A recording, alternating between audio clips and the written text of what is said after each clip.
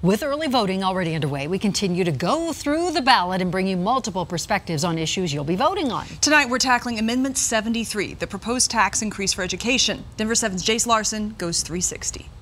Those who are for and against the tax hike for education seem to agree on one thing, that teachers deserve more money. But where they can't agree is just how to pay for it.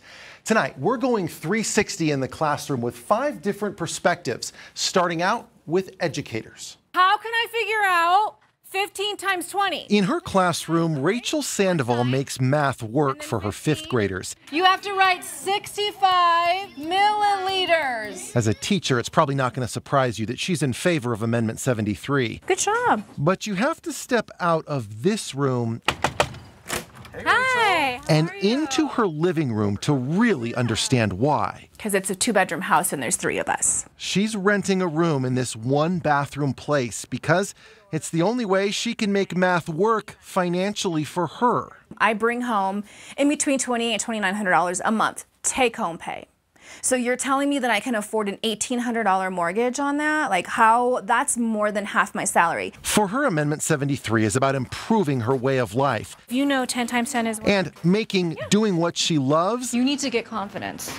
You know what you're doing. You got this. Something she can afford to do. Did a science experiment and seeing the joy on their face when they were just like, oh my God, it's magic. I can't live on that joy. Though, right? Like that joy doesn't pay my bills. If she doesn't get a pay raise soon, her classroom might be missing its teacher. I don't want to live with roommates for the rest of my life. And it's not just a concern for teachers. Principal Michael James says sometimes it's a little embarrassing when he goes to make a new teacher an offer and it's in the $30,000 range. And then what do? They laugh in your face? Yeah, they do. Well, I had an assistant principal last year, was with me for 1 year, and he got offered $20,000 more to go to Aurora. His viewpoint, Colorado is losing good people, and 73 could help reduce that.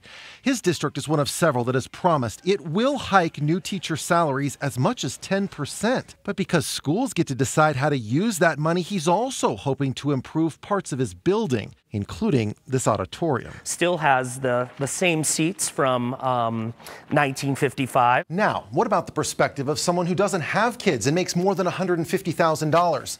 This is attorney Roberta Ritvo. I think that our society benefits and our state benefits when we have educated and smart children who are part of our next wave of workforce members. Let's keep our 360 going here by bringing in those with a different point of view. Those who don't like the tax hike for education. I'm somebody who believes that teachers should get paid more. Michael Fields is part of the No campaign.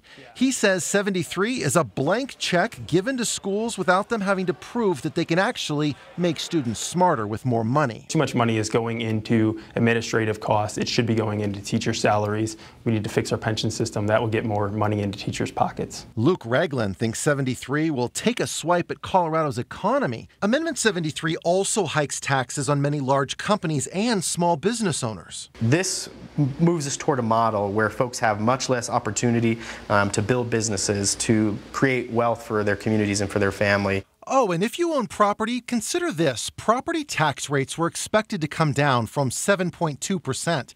But Amendment 73 will freeze them at 7%, meaning you'll miss out on the money back in your pocket had the rate gone down more. I posted about this on my Facebook page. It should remain on property taxes, Steve said.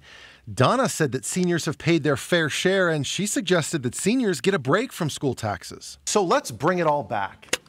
If your family makes $150,000 or less, you're not going to have to pay any more in taxes.